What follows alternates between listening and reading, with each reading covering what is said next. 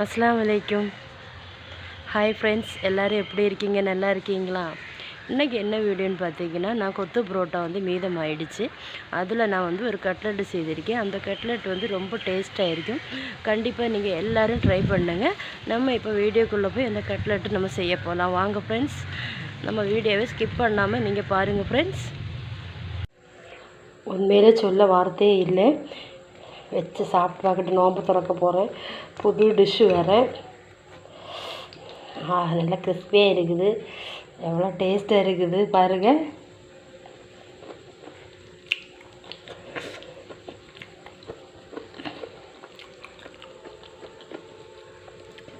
நல்ல டேஸ்ட்டாக இருக்குது. கண்டிப்பாக நீங்கள் ட்ரை பண்ணி பாருங்கள். சூப்பராக இருக்குது. நான் சாப்பிட்டுட்டு நானே சொல்லக்கூடாது. ஆனால் கண்டிப்பாக நீங்கள் எல்லோரும் ட்ரை பண்ணி பாருங்கள். இன்னைக்கு கொத்து புரோட்டா வந்தால் மீதம் விட்டுறாதீங்க. கண்டிப்பாக இப்படி கட்லெட் செஞ்சு நம்ம வீட்டில் கெஸ்ட்டு வந்தாலும் சரி, நம்ம வீட்டில் பிள்ளைங்களுக்கும் சரி, நோம்பு திறக்கிறதுக்கும் சரி, சூப்பராக இருக்குது. கண்டிப்பாக நீங்கள் ட்ரை பண்ணி பாருங்கள். நான் இன்றைக்கி உங்களுக்கு எல்லாருக்கும் ஒரு புது டிஷ் பண்ணி காமிக்கிறேன். சொல்கிறேன் என்னன்னா, நான் கொத்து புரோட்டா வாங்கினேன். கொத்து புரோட்டா வாங்கினாக்கில் இவ்வளோ மீதம் வந்துடுச்சு. இப்போ என்ன பண்ணலான்னு யோசித்தேன். அந்த கொத்து புரோட்டா இப்போ நான் என்ன செய்து காமிக்கிறேன். நம்ம இதில் கொட்டியாச்சு. அதுக்கப்புறம் நான் 2 உருளைக்கிழங்கு வேக வச்சு உடச்சி எடுத்துருக்கேன். இது நம்ம பெரிய உருளைக்கிழங்காக இருந்தால் 1 எடுத்துக்கிடுங்க. சின்ன உருளைக்கிழங்குன்னா 2 எடுத்துக்கிடுங்க. இதில் இப்போ நம்ம போட்டுடலாம். நமக்கு பிடிக்கிறதுக்கு ஒரு பிடி வேணும்ல. உருளைக்கிழங்கு சேர்க்காமல் பண்ணலாமான்னு யோசித்தேன். ஆனால் நான் உருளைக்கிழங்கு சேர்த்துருக்கேன். ஒரு 1/4 டீஸ்பூன் உப்பு, சால்ட்டு சேர்த்துக்கிடுங்க. நான் உருளைக்கிழங்கு சேர்த்துருக்கேன்ல, அதுக்காக. கொத்து புரோட்டாவில் உப்பு இருக்கும். பெப்பர் ஒரு 1/2 ஸ்பூன் சேர்த்துக்கிடுங்க. பெப்பர் சேர்த்தாச்சு. உப்பு எல்லாமே கொத்து புரோட்டாவில் இருக்கும். நான் பொட்டேட்டோ சேர்த்துருக்கேன். அதனால் வேக வச்சு உருளைக்கிழங்கு சேர்த்ததுனால தான் நான் அதுக்காக அதுக்கு உப்பு வேணும், பெப்பர் வேணும்.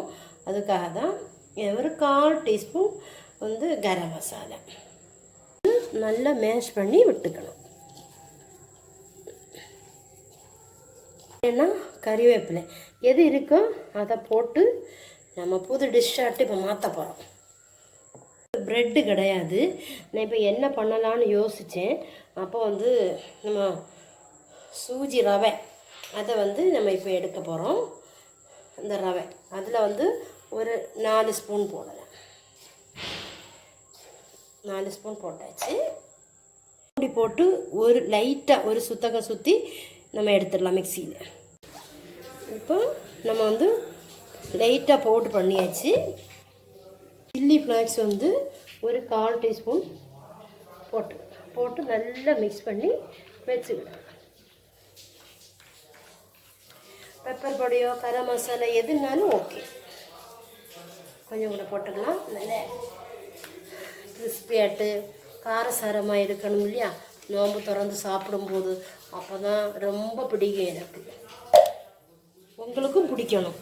அதுக்காக தான் போட்டிருக்கேன், பேசியாக போட்டிருக்கேன். இப்போ எக் 2 எடுத்துக்கிறேன்.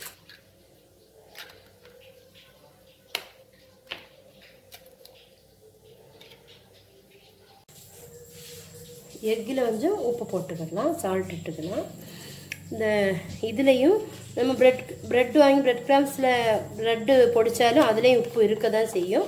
இதில் லைட்டாக நம்ம போட்டு வச்சுக்கலாம். அப்போ இன்னும் டேஸ்ட்டாக இருக்கும். பெப்பர் இன்றைக்கி தான் வறுத்து பொடிச்சிருக்கேன். அதனால் நல்ல காரசாரமாக இருக்கும். பெப்பர் எக்கில் நம்ம போட்டுடலாம்.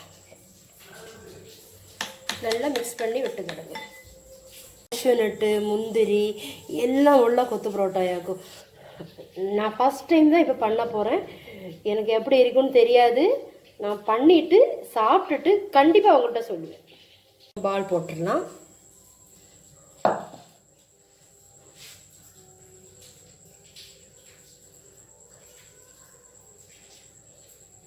பால் போட்டுட்டு கையில் வச்சுக்கிடுங்க. கையில் வச்சுட்டு நான் வந்து இறால் கட்லெட் வந்து ப்ரானில் வந்து கட்லெட் போட்டிருக்கேன். அந்த வீடியோ பார்க்கலன்னா நான் லிங்கில் டிஸ்கிரிப்ஷனில் வந்து நான் லிங்க் கொடுக்குறேன். கண்டிப்பாக வந்து அதை பாருங்கள். நம்ம வந்து எக்கில் போட்டு இந்த ரவையில் போட்டு ப்ரெட்டெல்லாம் இல்லைன்னா இப்படியெல்லாம் தான் பண்ணணும். அர்ஜெண்ட்டாக வந்து கொத்து புரோட்டாவில் கட்லெட்டு பண்ணுறேன். என்னென்னா வந்து என்ன பண்ணலான்னு யோசிச்சுட்டு இருந்த டைமில் இந்த ஞாபகம் வந்துடுச்சு. அப்படியாகும் இந்த கட்லெட்டு நான் செய்தது. இது புதுசாக தான் இப்போ பண்ணுறேன். நான் இது வரைக்கும் நான் பண்ணது கிடையாது. எப்படி இருக்குன்னு எனக்கு தெரியாது. சரி, நம்ம இது மாதிரி எல்லாம் போட்டு எடுத்துடலாம். நல்லா ஹீட் ஆகிடுச்சு. நம்ம வந்து கொஞ்சமாக ஆயில் வச்சா போதும், விட்டால் போதும்.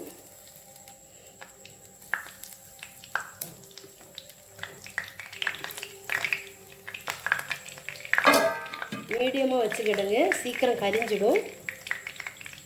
நம்ம இப்போ ஒரு பக்கம் ஃப்ரை ஆகிடுச்சு. நம்ம திருப்பி போட்டுடலாம்.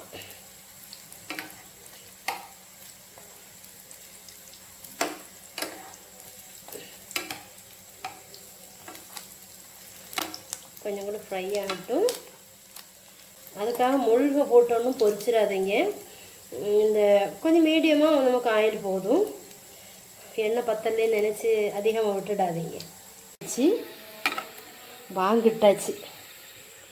சரி, 4 எண்ணெய் தான் போட்டேன். 5 போட்டதே எண்ணமே சரி.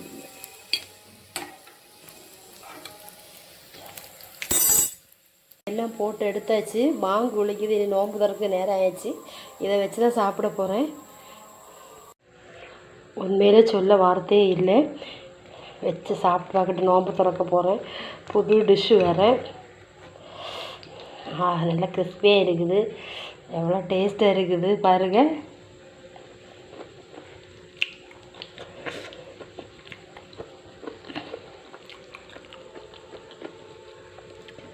நல்ல டேஸ்ட் வரையும் கண்டிப்பாக நீங்கள் ட்ரை பண்ணி பாருங்கள்.